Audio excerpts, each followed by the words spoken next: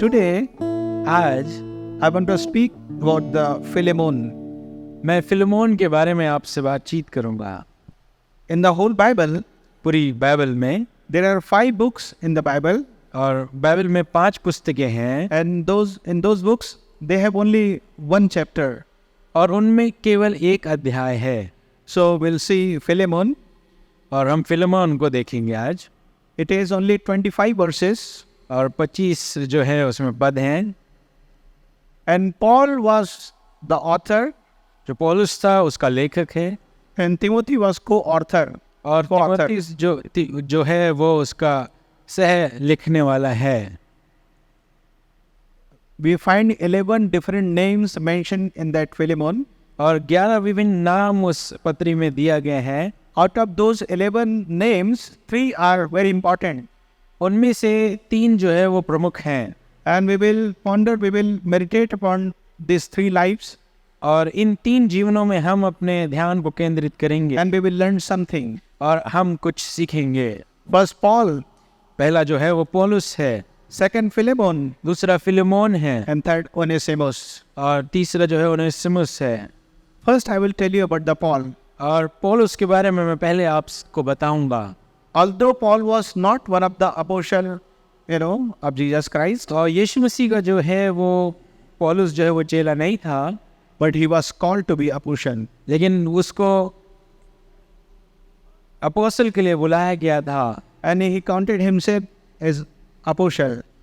और प्रेरित के रूप में वो अपने आप को कहता था। Because of his preaching, उसके प्रचार के कारण many people could not understand him, बहुत सारे लोग उसको समझ नहीं पाए, especially Jewish people. खास करके यहूदी लोग। They thought Paul is speaking against the law and temple. और उनको ये लगा कि पौलुस जो है वो व्यवस्था के विरोध में बात कर रहा है और मंदिर के विरोध में बात कर रहा है। So Paul was imprisoned. जब पौलुस जो है वो जेल में था, I think he was in prison for 4 years. मुझे लगता है कि 4 साल वो कैद में था। 2 years in Rome, 2 साल वो रोम में था 2 years in Caesarea. और कैसरिया में 2 साल। So when he was in Rome, जब वो रोम में था, he met with Onesimus. वो वहाँ पे ओनेसिमुस से उसकी मुलाकात होती है। Can you read Philemon? Philemon chapter 1. Of course it has only one chapter. उसको हम पढ़ेंगे, फिलेमोन की पत्री, Verse 1. Paul, a prisoner of Jesus Christ, and Timothy, our brother, unto Philemon, our dearly beloved and fellow laborer, and to our beloved Apphia and Archippus, our fellow soldier, and to the church in thy house.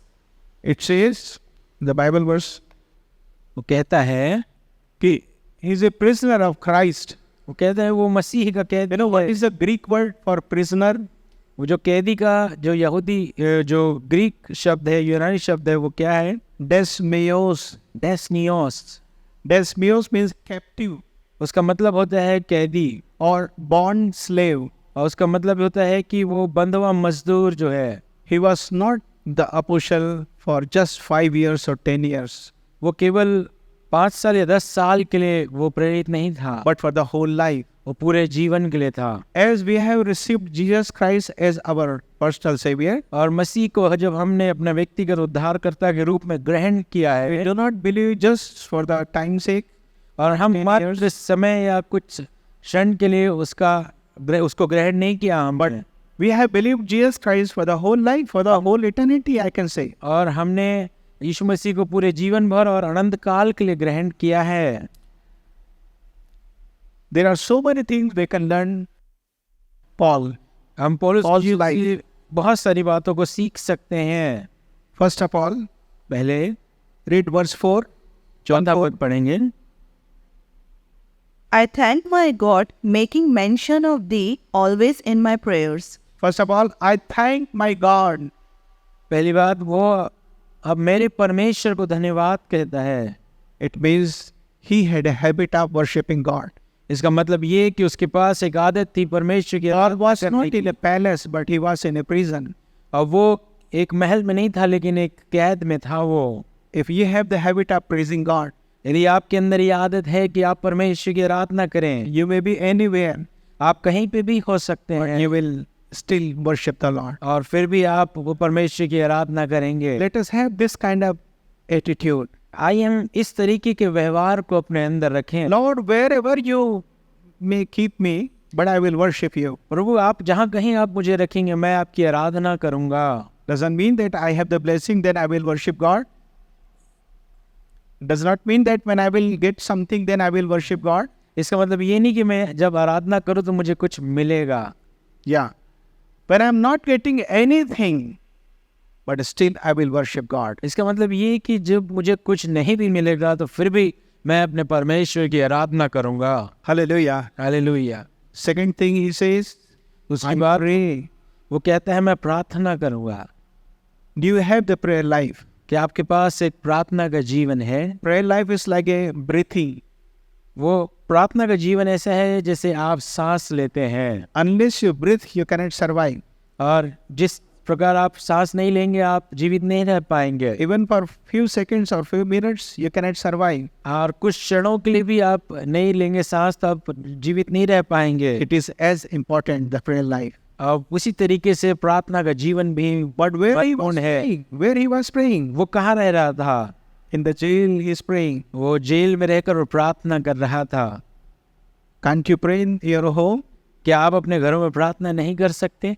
We have to pray. Hallelujah. हमको प्रार्थना करना है। Hallelujah. Third thing I learned, और तीसरी बात जो मुझे इसमें सीख even in the jail, jail में भी he had a zeal उसके to preach the gospel. उसके अंदर ये इच्छा थी कि वो परमेश्वर के सुसमाचार को प्रचार करे। Fourth thing, चौथी बात, whenever Paul got the opportunity, he never missed. He shared the gospel. जब कभी भी पौलुस के पास ये अवसर आया कि परमेश्वर के वचन को बांटे, उसने अवसर को जाने नहीं दिया।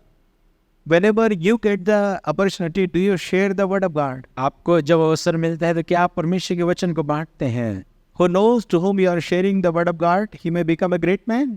हो सकता है आपने जिसको वचन सुनाया वो प्रभु का एक महान सेवक या दास बन सकता है। Even if you do not get the opportunity, आपको even if you अवसर do not नहीं- get the opportunity, आपको मान लो अवसर नहीं भी मिलता है, do such a thing that you may get the opportunity. आप ऐसा कुछ करें जिससे अवसर आपको मिल जाए। That means anyhow you have to preach the word of God. उसका मतलब ये कि आपको कुछ भी हो जाए आपको परमेश्वर का वचन प्रचार करना है। Remember, we had to be wise.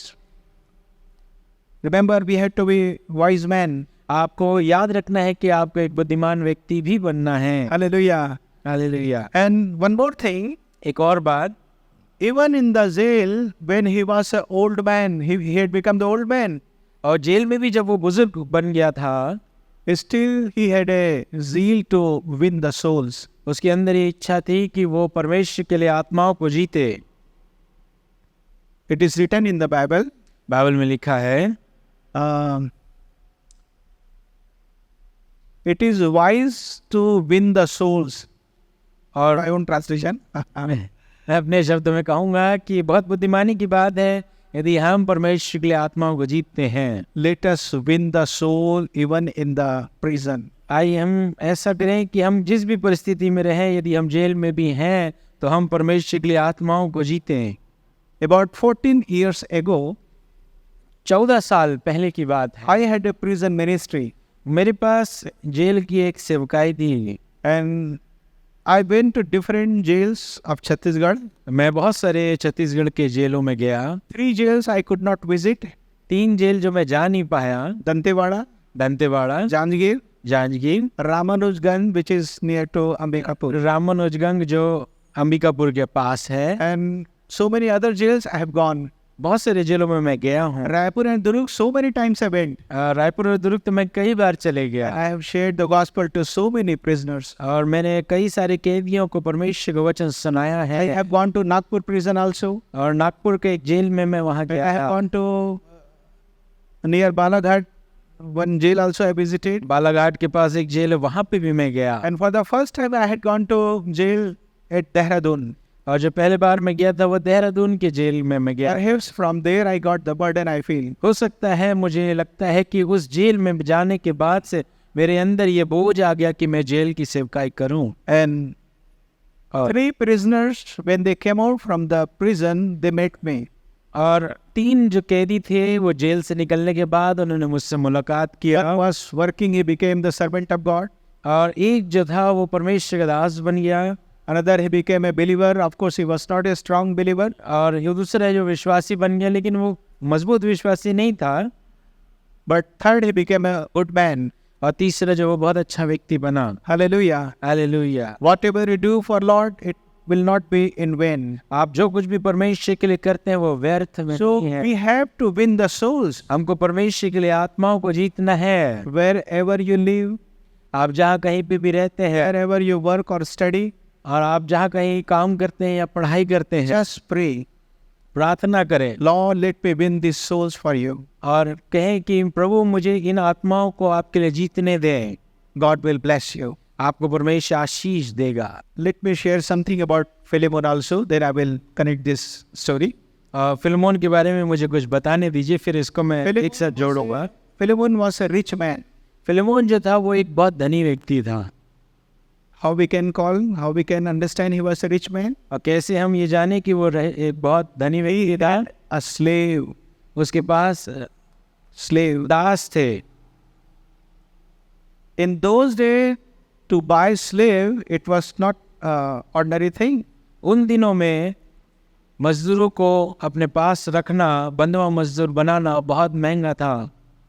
Somebody used to say he had many slaves, and one of the slaves was Onesimus. उन कुछ कहते हैं कि बहुत सारों में से एक जो था वो ओनेसिमुस था।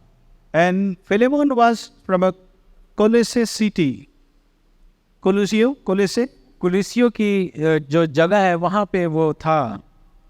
I have read मैंने पढ़ा Colossae city is in the part of Turkey. Turkey का एक शहर था ये, Yes. And he was a rich man. और वो एक धनी व्यक्ति था। And he used to conduct the church service in his home. और वो कलीसिया अपने घर में लगाता था। Scholars say like this, जो विद्वान हैं ऐसा कहते हैं। when Paul had gone to Ephesus जो पौलुस जो इफिसस में जब वो गया था during his missionary journey, और उसके पास जो मिशनरी जो यात्रा है जब वो कर रहा था, Philemon met him, फिलेमोन उससे मिला and God worked in his heart, और उसके जीवन में परमेश्वर ने काम किया and he had a born again experience, और उसके पास नए जन्म का अनुभव था and he became a believer. और वो एक विश्वासी बन जाता है। And he had one slave called Onesimus. उसका एक दास था, उसका नाम था ओनेसिमुस। And one day Onesimus he ran away from his home. एक दिन क्या होता है, ओनेसिमुस जो था वो उसके घर से भाग जाता है। I do not know what crime he committed, मुझे नहीं पता कि उसकी क्या गलती थी, but Bible says he ran away. Bible कहती है कि वो भाग जाता है And he went to Rome. और वो रोम को चला जाता है। Perhaps he might have thought like this, और ऐसा हो सकता है कि उसने सोचा होगा let me be lost in the crowd of Rome, और उसको लगा कि मैं रोम की भीड़ में मैं खो जाऊंगा and let me live a life of anonymous, let nobody know me. और उसको लगा कि कोई मुझे नहीं जानेगा Let me hide my identification. और मेरी पहचान को मैं छुपा लूंगा। There are many people like this in the whole world. इस तरीके के लोग इस दुनिया में बहुत हैं। Some people, they just run away from their families कुछ लोग अपने परिवार से भाग जाते हैं, and they want to hide their identification, अपनी पहचान को वो छुपाना चाहते हैं and they lead a miserable life. और उनका बहुत ही दयनीय जीवन हो जाता But है। I thank God. लेकिन मैं परमेश्वर का धन्यवाद God देता had a plan for Onesimus. हूं। उसके परमेश्वर के पास उसके लिए एक योजना थी। Do you know God has a big plan for you? God has a big plan for you. आप लोगों के लिए भी परमेश्वर के पास एक योजना है। For each and every person, God has a best plan. हर एक व्यक्ति के लिए परमेश्वर के पास एक उत्तम योजना है। How do you know? आप कैसे जानेंगे इस बात? Either God will speak you directly, ये हो सकता है कि परमेश्वर आपसे सीधे तौर पर or बात somebody will preach the gospel to you. और आपको हो सकता है क्योंकि परमेश्वर का वचन कोई सुनाएगा। May prophesy about you. हो सकता है आपके लिए कोई भविष्यवाणी करेगा। So when Paul was in jail, जब वो पौलुस जो जेल में था, Onesimus also was in jail. और ओनेसिमुस भी उस जेल में And था। Paul shared the gospel. और पौलुस जो है उसको परमेश्वर के वचन को बांटता है। One thing I want to say, एक चीज मैं आपको बोलना चाहूंगा, wherever you are, जहाँ कहीं पे भी आप हैं, when you hear God's word, जब आप परमेश्वर के वचन को सुनते हैं, just believe and accept. और ये विश्वास करें और ग्रहण कर ले परमेश्वर की बात को। This is going to be a turning point for your हो life. सकता है ये आपके लिए एक ऐसा पॉइंट हो, ऐसा केंद्र हो जहाँ से आपका जीवन बदल जाएगा। Hallelujah. Hallelujah. So Paul was writing to Philemon, पौलुस जो है वो फिलेमोन को लिखता है, and he writes like this. और ऐसा लिखता है, First of all, पहले सबसे he appreciates Philemon. फिलेमोन को वो सराहना देता है। Can you read 4 and 5? I thank my God, making mention of thee always in my prayers, hearing of thy love and faith which thou hast towards the Lord Jesus and towards all saints. First of all, whenever you pray for anyone, सबसे पहली बात, जब आप किसी के लिए प्रार्थना करें, if you know him personally, यदि आप उसको व्यक्तिगत तौर पे जानते हैं, mention his name before God or in your prayer. उनका नाम परमेश्वर के सामने लें। Hallelujah. Hallelujah. Have a specific prayer. Clear-cut object must be there in your prayer. उनके लिए विशेष तौर पे सीधा और आपका विषय जो स्पष्ट हो, इस तरीके की प्रार्थना करें। And Philemon was a very good believer. Philemon जो था वो बहुत अच्छा विश्वासी He था। believed upon God. वो परमेश्वर के ऊपर विश्वास करता है He used to love all the people. और वो सारे लोगों से प्रेम करता था। Read 5th verse. 5वां वचन पढ़ लेंगे। Hearing of thy love and faith which thou hast towards the Lord Jesus and towards all saints, And 6th also. that the communication of thy faith may become effectual by the acknowledging of every good thing which is in you in Christ Jesus. Yeah, he appreciates that I have heard about your love and your faith. और वो सराहना करता है कि उसके विश्वास और प्रेम के बारे में। Do you appreciate someone? क्या आपके अंदर ये बात है कि आप किसी की प्रशंसा करें? Whenever you see any good thing, just appreciate. आप जब कभी भी कोई अच्छी बात देखें, उसकी प्रशंसा करें।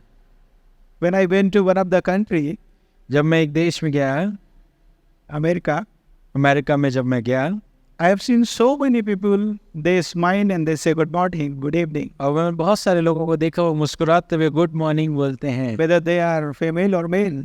और ऐसा कोई ये नहीं है कि यदि वो स्त्री है या पुरुष हैं। But in India, और भारत में if you look any lady and smile and say good morning, आप किसी स्त्री को देख के गुड मॉर्निंग बोल देंगे, you know what will happen. आपका बुरा हाल हो जाएगा। When I had gone in one of the bank, एक बैंक में जब मैं गया, he appreciated my wristwatch और उन्होंने मेरे रिस्ट वॉच की प्रशंसा करी। and he said, very good wristwatch. उन्होंने कहा कि बहुत अच्छा एक घड़ी है। I said, thank you. तो मैंने कहा धन्यवाद। So we must have the attitude of appreciating someone. तो हमारे अंदर ये आदत होना चाहिए कि हम दूसरों की प्रशंसा करें। Hallelujah. Hallelujah. I have seen most of the time और मैंने बहुत समय में देखा है, when somebody dies और जब कोई ख़त्म होता है and in the meeting, और मीटिंग में, somebody will say, he was a good brother. और वो कहते कि बहुत अच्छे भाई थे, She was a very good auntie. और वो बहुत अच्छी आंटी थी। But that was the first time. और हो सकता है वो पहली बार। What about the whole life? Nobody said. वो पूरे जीवन के बारे में क्या कि कोई किसी ने नहीं कहा। Let us appreciate. आइए हम लोगों की प्रशंसा करें। Hallelujah. Hallelujah. Whenever you hear the word of God, जब भी आप परमेश्वर के वचन को सुने, if you are blessed, यदि आप आशीषित होते हैं, share your experiences आप अपने अनुभवों को बांटें and appreciate. और प्रशंसा करें। When I go to one of the city of India, और एक जो भारत के एक जगह है, जब मैं वहाँ जाता हूँ, one sister used to call me in one of the place. और वो उस जगह में एक बहन रहती, वो बुलाती हैं। So many times I have preached there. और जब मैं वहाँ बहुत बार जाके मैं प्रचार कर चुका हूँ। And after the preaching, I used to ask, और प्रचार करने के बाद मैं पूछता हूँ, how was my message? Did you like? और मैं उनसे पूछता हूँ कि कैसा मैसेज था, आपको पसंद आया? She used to say like this, वो कहती है ऐसा, Pastor, why do you ask such thing? और वो कहती है कि आप ऐसा क्यों पूछते हैं? I said, मैंने कहा, whenever you cook something, any special, why do you ask, how was the taste? और जब उन्होंने कहा कि जब भी आप खाना पकाते हैं तो उसके बाद लोगों से क्यों पूछते हैं कि कैसा था स्वाद? She was speechless. और वो एक स्पेशलिस्ट हैं। Yes, yes. Then she said, वो कहती हाँ हाँ।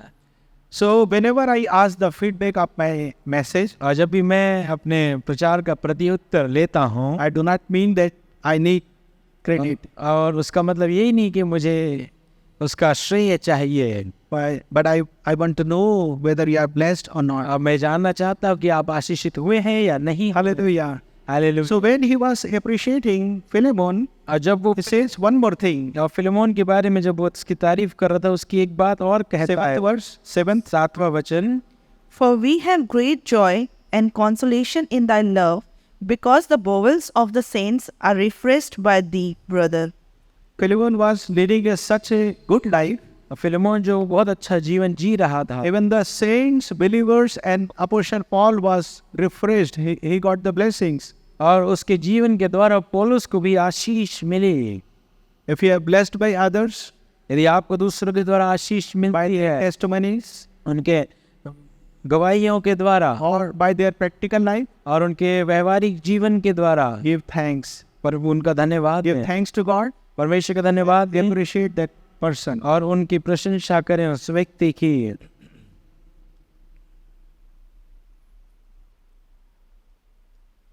Paul was writing for a specific purpose.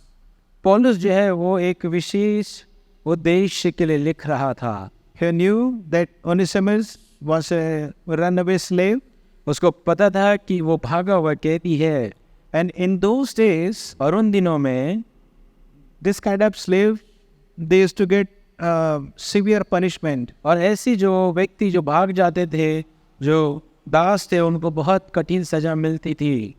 So when Paul was preaching, Onesimus became a believer. और पौलुस के प्रचार के द्वारा ओनेसिमुस जो है वो एक विश्वासी बन जाता है। So Paul is writing a recommendation letter to Philemon. जो पौलुस है फिलेमोन को एक रिकमेंडेशन लेटर लिखता है, And he writes like this, और ऐसा लिखता है, I do not force you, Philemon, मैं फिलेमोन आपको दबाव नहीं डालता, but I just beseech, I make the request और मैं एक निवेदन करता हूँ that you accept Onesimus कि ओनेसिमुस को आप ग्रहण कर लें, as though like you are accepting me.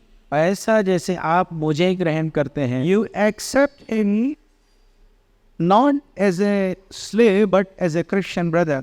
और उसको आप ऐसे ग्रहण न करें जैसे कि वो एक दास हो, लेकिन आप एक विश्वासी भाई के तौर पे उसे ग्रहण करें। In early Christian life, और पहले के मसीह जीवन में, I mean 1st, 2nd, 3rd century, और पहले और दूसरी और तीसरी सदी की बात यदि the करते church हैं, never condemned this slavery system. और जो मसीही लोग थे वो इस बात का विरोध नहीं करते थे, But they laid down the foundation of new relationship. और वो इस बात की नींव डालते थे कि एक नए संबंध के बारे में वो इस बात को जोर देते थे। So Paul wrote पौलुस लिखता है that you reconcile with Onesimus. वो लिखता है कि ओनेसिमुस के साथ आप अपना संबंध ठीक कर लें। Hallelujah. Hallelujah. Sometimes the work of reconciliation is painful. और ये जो मेल मिलाप का जो समय रहता है वो बहुत कठिन रहता है। When we come for the reconciliation, और जब हम मेल मिलाप के लिए आते हैं, the first thing that is fearful, और वो जो पहला बात जो डर लगता है वो what will happen? क्या होगा? I cannot show my face, अब मैं अपना चेहरा नहीं दिखा सकता।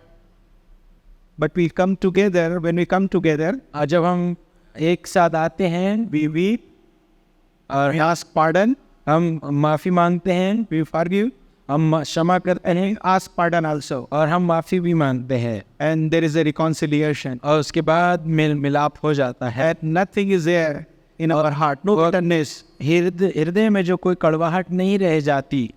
So Paul was doing a big job.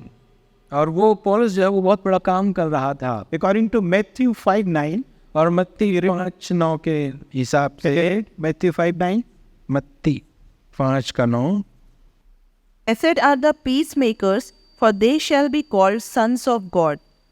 blessed are the peacemakers, because they'll be called the children of God. धन्य है जो मेल मिलाप कराने वाले हैं, क्योंकि ये परमेश्वर के पुत्र कहलाएंगे। First of all, पहली बात, we are the enemy towards God. We have the enmity. और हमारे साथ जो है वो परमेश्वर का जो है वो समझ ठीक नहीं है। To God. We are not the friend of God हम परमेश्वर के साथ शत्रु हैं, हम दोस्त नहीं हैं, because of sinful nature. और ये पाप के स्वभाव के कारण। So we have to reconcile with God first. हमको परमेश्वर के साथ अपना मेल मिलाप करना है, Then we have to reconcile with one another. और उसके बाद हमको एक दूसरे के साथ मेल मिलाप करना है। Do not keep the gap और or relationship. वो दूरी को ना रखें। Hallelujah. हालेलुया।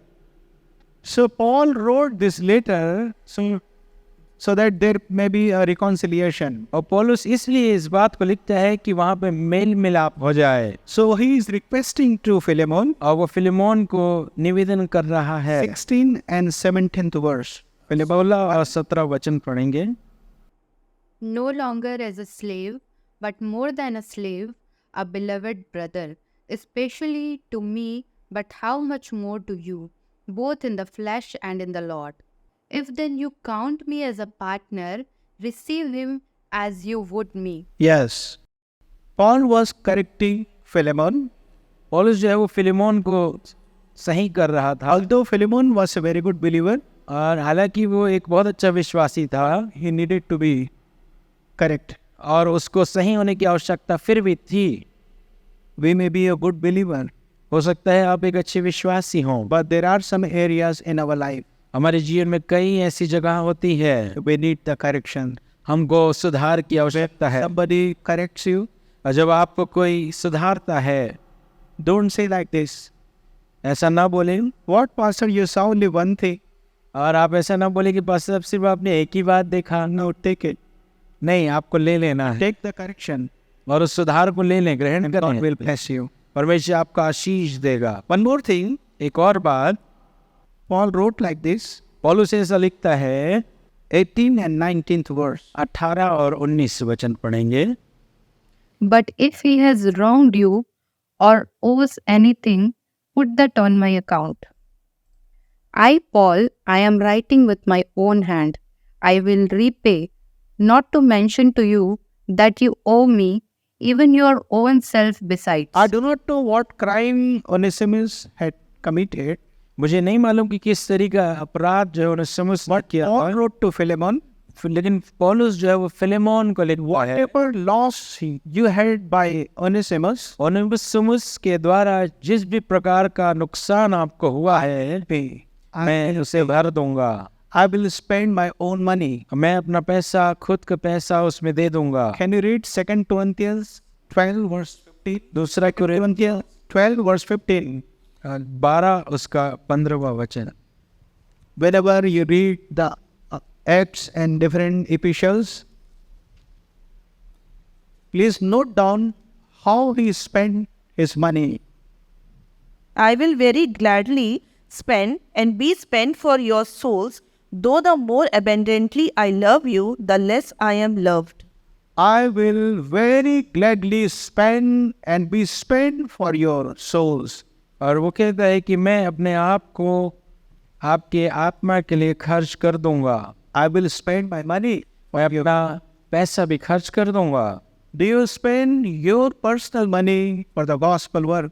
और क्या आप अपना स्वयं का पैसा परमेश्वर के सुसमाचार के लिए खर्च So many करते हैं? places Paul went, कई सारी जगहों में पौलुस गया he spent his own money. और उसने अपना स्वयं का पैसा खर्च किया। He had a business of tent making. और उसके पास जो है तंबू बनाने का व्यवसाय था He was not a poor man. और उसके पास वो ऐसा कमजोर व्यक्ति नहीं था He was a rich man. और वो एक धनी व्यक्ति था। Of course, so many times he had to struggle because he could not do the business, I think.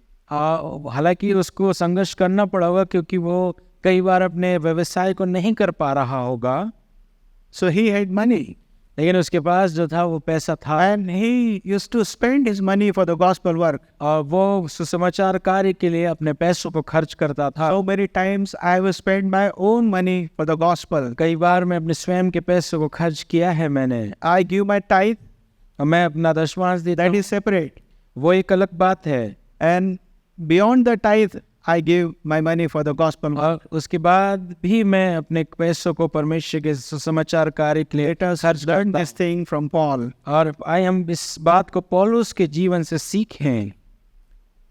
Here, the life of Paul, यहाँ जो पौलुस का जीवन है, in typology, he is like Jesus Christ. और यदि उसको देखें तो वो यीशु मसीह की तरह है उसका जीवन। If we compare the life of Jesus Christ and Paul, we can learn something. और यीशु मसीह और पौलुस के जीवन की तुलना हम करें तो बहुत सारी बातों को हम सीख सकते हैं। First point, पहला जो पॉइंट है, Jesus came into this world to save you. और यीशु मसीह इस बात के लिए इस दुनिया में आया कि वो आपको बचाए। So when Paul preached to Onesimus, और पौलुस ने जब ओनेसिमुस को प्रचार किया he got the salvation. और उसको उद्धार मिल गया। Hallelujah. हालेलुया। Second point, और दूसरी बात, God had a best plan for each one of us. और परमेश्वर के पास हम सबों के लिए एक उत्तम से उत्तम योजना है। Paul had a best plan और for Onesimus. पौलुस के पास भी ओनेसिमुस के लिए एक उत्तम योजना थी। What did he do? और उसने क्या किया?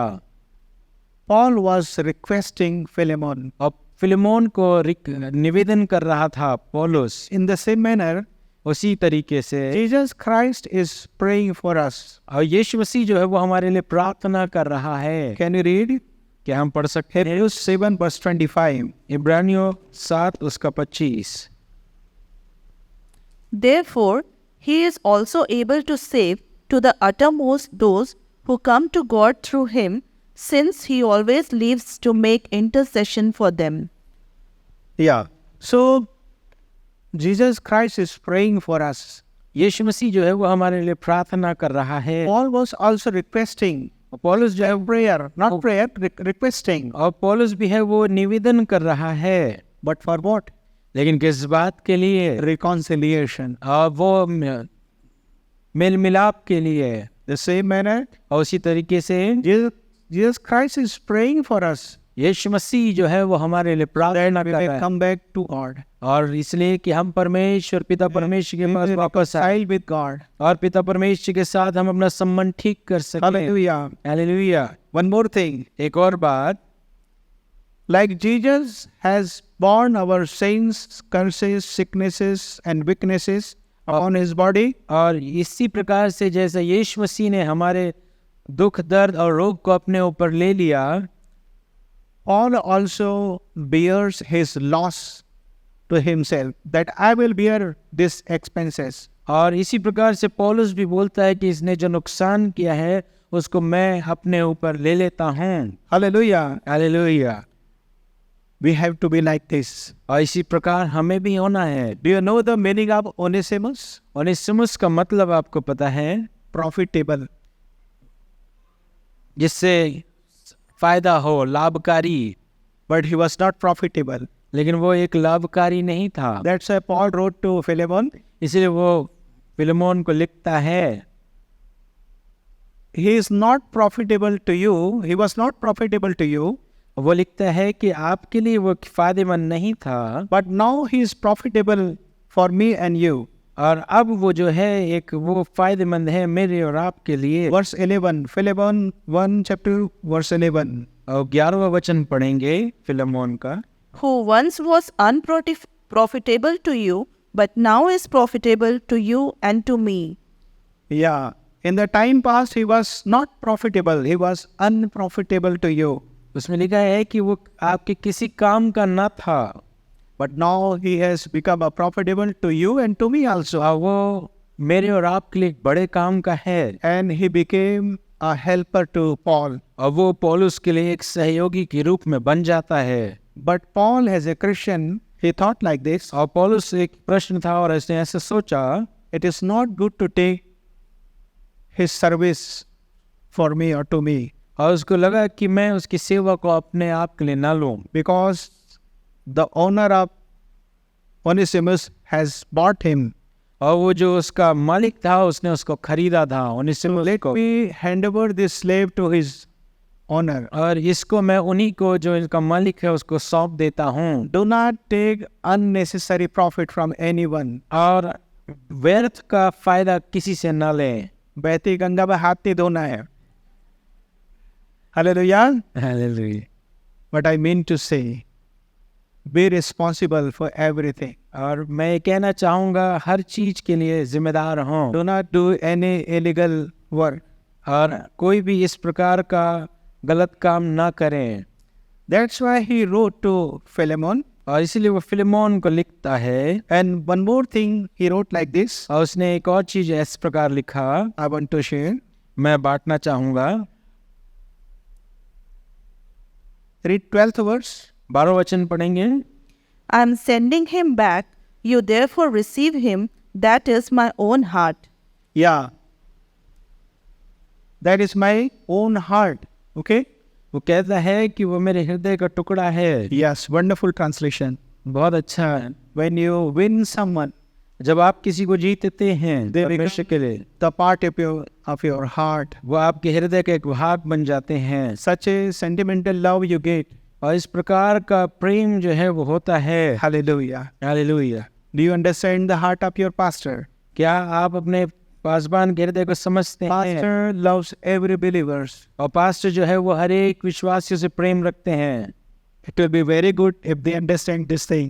और ये बहुत अच्छा होगा कि विश्वासी इस बात को समझ जाएं। So Paul wrote, पौलुस लिखता है, Onesimus, he is the part of my heart, no? ओनेसिमुस जो है वो मेरे हृदय का एक भाग है, I want to hand over to you. और उसको मैं आपको सौंप दूंगा। Whatever you have, आपके पास जो कुछ भी है, if God convince you, आपको परमेश्वर जो है वो कायल करता है, let us hand over to God.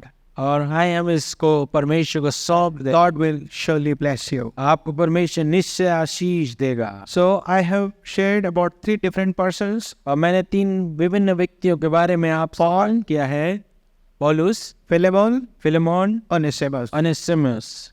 And when Paul wrote letter to Philemon, और जब पौलुस जब वो फिलेमोन को लिखता है पत्री, Onesimus did not oppose. और ओनेसिमुस जो है वो उसका विरोध नहीं करता। That means he agreed to reconcile with his own. इसका मतलब वो अपने मालिक के साथ अपना संबंध ठीक करना चाहता था। Hallelujah. Hallelujah. Do not oppose anything which is contrary to the Bible. और कोई भी ऐसी बात जो बाइबल के विरोध में है उसका विरोध ना करें। Yes. We have to agree with word of God. और परमेश्वर के वचन के द्वारा हमको सहमत होना है।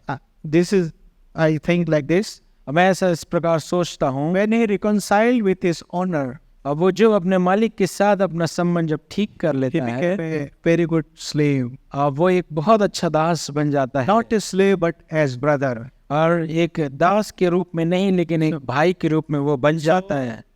In Onesimus' life, और ओनेसिमुस के जीवन में 2 times he had a turning point. उसके जीवन में 2 ऐसे बिंदु आए जहाँ पे उसका जीवन बदल गया।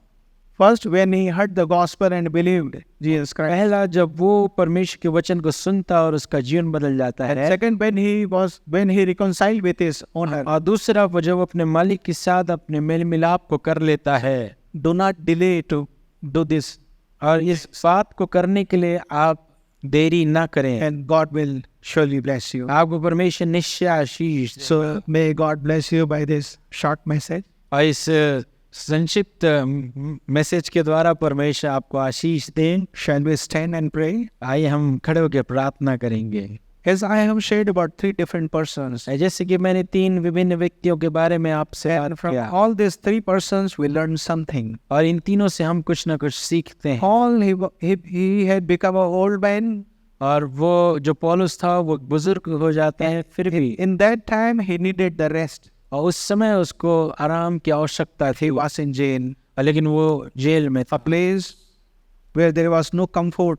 और वहाँ जहाँ पे कोई आराम नहीं, but still he was praising God. और फिर भी वो परमेश्वर की आराधना He कर used रहा to था pray to God और उसको वो प्रार्थना करता and he used to share the gospel. और उसको वो परमेश्वर का वचन वहाँ He पे was busy in soul winning. और वहाँ पे वो आत्मा को जीत रहा था According to his calling, he was faithful. और उसकी बुलाहट के अनुसार वो विश्वास योग्य था